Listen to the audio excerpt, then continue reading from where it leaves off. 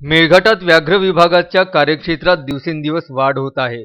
तर दुसरीकडे मेळघाटातील या व्याघ्र प्रकल्पास लागून म्हणजेच अतिसंरक्षित क्षेत्रालगतच्या गावांचे पुनर्वसन मेळघाटात यंदा झपाट्याने सुरू असल्याचे चित्र पाहावयास मिळत आहे.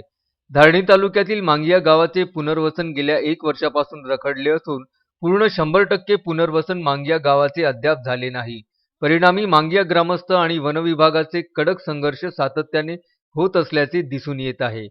मेळघाट व्याघ्र प्रकल्पाच्या गुगामल वन्यजीव विभागातील वनपरिक्षेत्र हरिसाल अंतर्गत येणाऱ्या कार्यान्वित पुनर्वसित मांगिया गावाचे जून 2019 पासून स्थलांतर करणे सुरू झाले होते. यामध्ये जवळपास 70% लोक पुनर्वसित झाले. उर्वरित 25% मांगियावासियांनी पुनर्वसन करण्यास मनाई करत आहे. तर दुसरीकडे व्याघ्र विभागाकडून पुनर्वसन करण्याकरता बोलले जात असल्यामुळे विभाग आणि ग्रामस्थांमध्ये अत्यंत कडक संघर्ष होताना दिसून येत आहे. शिक्षण क्षेत्रामध्ये शासनाकडून विद्यार्थ्यांना सक्तीचे व मोफत शिक्षण देणे एक उपक्रम राबविला जाते, पण सद्यस्थितीमध्ये आपण मेळघाटच्या पुनर्वसित गाव म्हणजेच मांगियामध्ये उपस्थित आहो. हा मांगिया गाव पूर्ण वादग्रस्त ठरलेला आहे आणि येथील पुनर्वसनचा जो मुद्दा आहे हा गाजलेला दिसून येत आहे. या मांगिया शाळेमध्ये, जिल्हा परिषद शाळेमध्ये केव्हा विद्यार्थी येणार, शाळा भरणार हे ते सांगणे कठीण दिसून येत आहे. पण या ठिकाणी सक्तीचे शिक्षण तर नक्कीच दिले जाणार नाही, पण जे मांगियावासी आहेत त्यांचं असं म्हणणं आहे की आम्हाला सक्तीचे पुनर्वसन येथील वन विभागानं केले आहे. याच प्रकरणात मांगिया ग्रामस्थांनी हरिसाल वनपरिक्षेत्र अधिकारी दीपाली चव्हाण यांच्या विरोधात अॅट्रॉसिटी ॲक्ट गुन्हा नोंदवला होता. तर दुसरीकडे दीपाली चव्हाण यांनी सुद्धा 8 मांगिया ग्रामस्थांवर शासकीय कामात अडथळा निर्माण करण्याबाबत कलम 353 दाखल केले होते. या प्रकरणात वनपरिक्षेत्र अधिकारी दीपाली चव्हाण यांना नागपूर हायकोर्टाकडून जामीन प्राप्त झाला. मात्र मांगियावासी 8 लोकांचा जामीन सर्वोच्च न्यायालयाने फेटाळून त्वरित 15 दिवसात आत्मसमर्पण करण्यास आदेश दिले होते. तदनंतर मांगिया येथील एकूण 8 ग्रामस्थांनी पोलीस स्टेशन धारणीला आत्मसमर्पण केले होते. मैं मांगिया से मनीषा हुईके और हमारे ऊपर अन्याय हो रहा है। जैसे दीपाली चौहान हमारे पे पुनर्वसन का दबाव देकर और हमारे पे ऐसे गुनाह दाखिल कर रही है वो, तो ये हमारे भी इतना अन्याय होने के बावजूद भी और जितने भी ये है वो गुनाह दाखिल ऐसे कर रही है कि हमको 8 जन को फंसा कर और पूरे गांव को फंसा के रखी उसने। और अभी बोल रही है कि केस वापस लेने के बारे में बोल रही है। बोलने के बाद भी हमारे को और भी फंसाना चाहती है और पुनर्वसन जाने के लिए वो अभी भी हमको परेशान कर रही है। और उसमें भी बोलती है कि अगर तुम मेरी बात सुनेंगे तो मैं तुम्हारे को साथ दूंगी, ऐसी बोल रही है। और उसका कहना ऐसा है कि फिर भी वो हमारे साथ में खेल खेल रही है कि ऐसी बोलती है कि आप लोग बोले मोदी तक भी जाएंगे तो मेरा कुछ नहीं होगा। कांग्रेस पार्टी जो है मेरे हद में है, मेरी तो जमानत हो गई है, मगर तुम लोगों की जमानत क्यों नहीं हो पा रही है बोले सुप्रीम कोर्ट से आने के बाद में, क्योंकि मेरा हाथ बहुत लंबा है, ऐसा बोल रही है वो। ये कहाँ पे बोले आपको उन्होंने? ऐसे किसी बोल रहे हैं ऐसे कि वो उनका कहने का मतलब वही है ना, मांगे में तो खड़ीज नहीं हो रही। फोन पे बोले कि फेस टू फेस बोले? फेस टू फेस नहीं बोले, ऐसे वो आगे किसी गाँव के व्यक्ति जो भी चाहते हैं ना वहाँ पे पुनर्वसन वाले, उनके आगे बोलती है वो, पूरे गाँव को फंसा के रखूँगी। और वैसे ही चल रहा है। और सच में कहा जाए तो हमारा सच में जमानत हुई नहीं ना।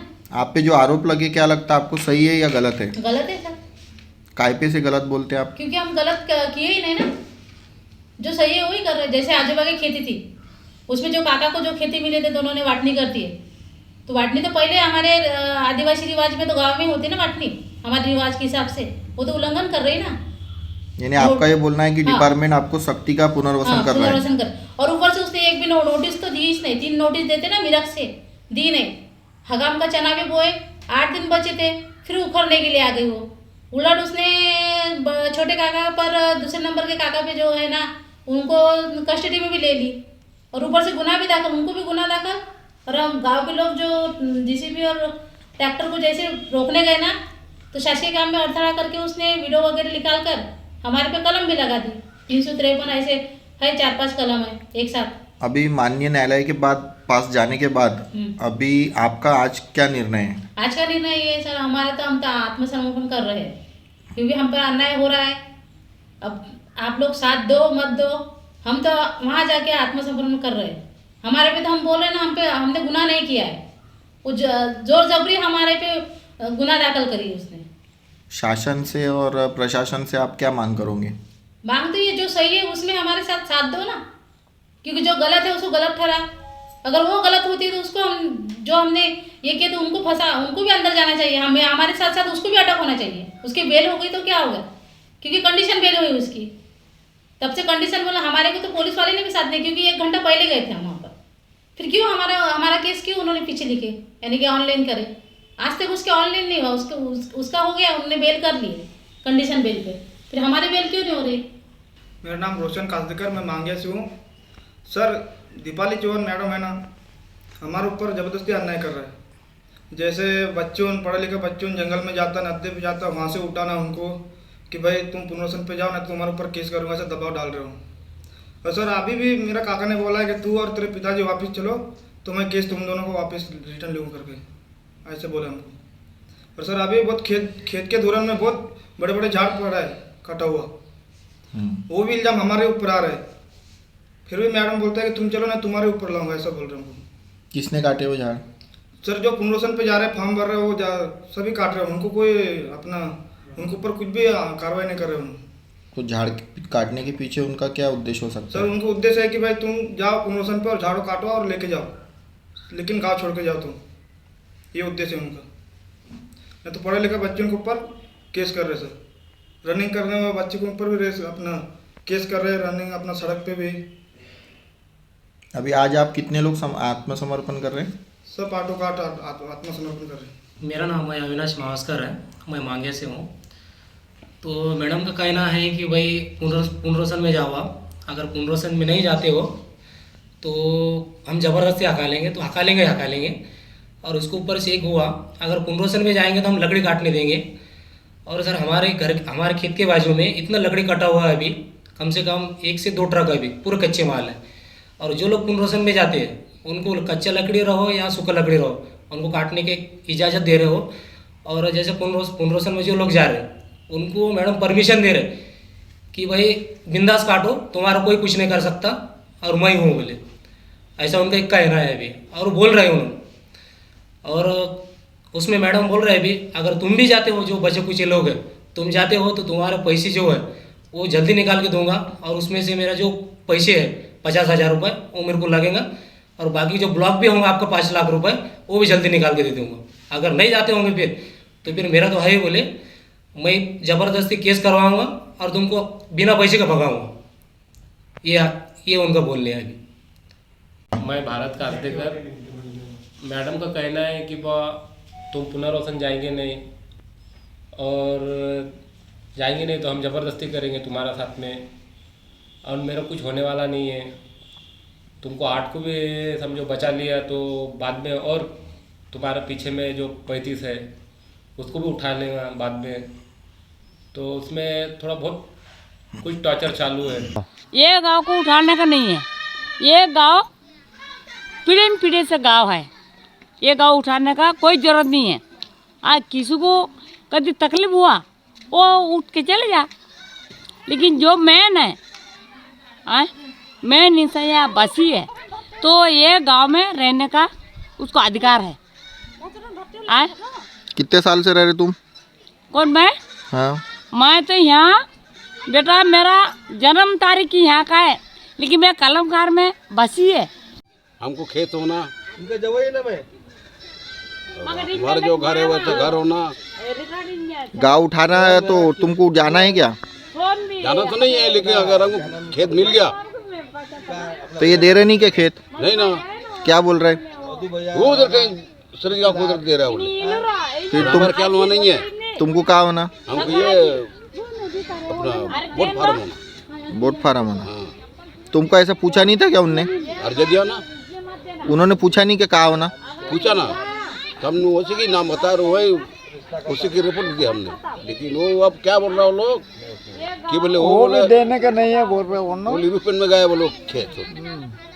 मांगिया पुनर्वसन शासनाच्या नियमानुसार अद्याप यशस्वी झाले नाही।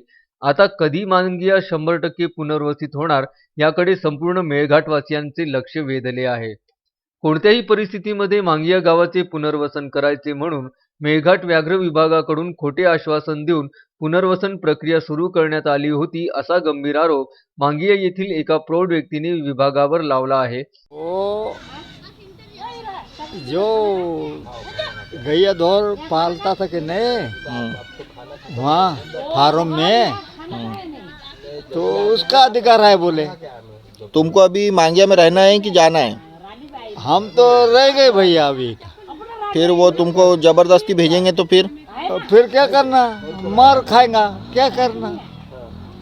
फिर तुम्हारा अभी खेती वेती कहाँ है? खेती है नहीं यहाँ। फिर वो बोल रहा ना उधर जाओ करके खेती करने। फिर हाँ तो हम खेत जोता अभी चना गेहूँ है बोया है, फिर यही रहेंगे।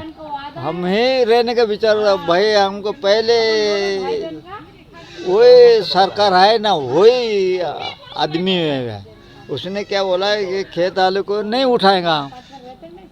किसने बोला? भूमि वाले को उठाएगा। किसने बोला? डिप्टी रेंजर ने पहले।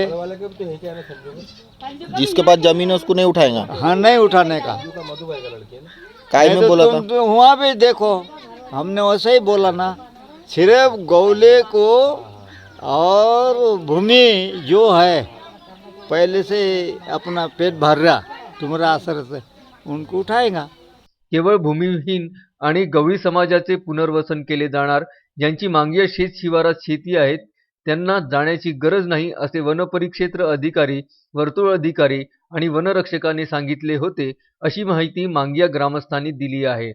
मेळघाट व्याघ्र प्रकल्पास लागून असणाऱ्या गावांचे पुनर्वसन करून जंगलाचे जतन आणि रक्षण करणे असा पुनर्वसन करण्यामागचा प्रमुख उद्देश असतो।